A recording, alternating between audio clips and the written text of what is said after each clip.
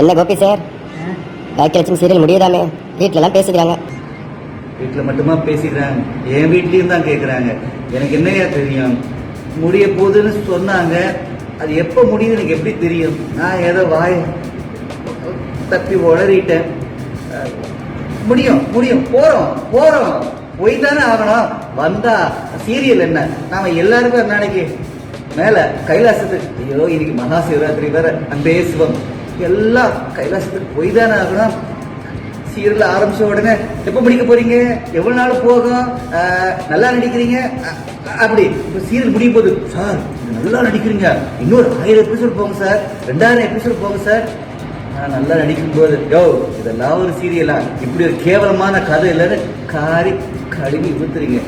ஏன்பா மக்களே, மக்கள் தீர்ப்பு மகேஷின் தீர்ப்பு. அந்த மகேஷோட மனசு புரிஞ்சுக்க முடியாம உங்க மனசு யாராலையும் புரிஞ்சுக்க முடியலையா? அவருக்கு 3 கண்ணு, உங்களுக்கு எவ்வளவு கண்ணுன்னு தெரியல. நான் வர்றேன். அன்பே சிவம்.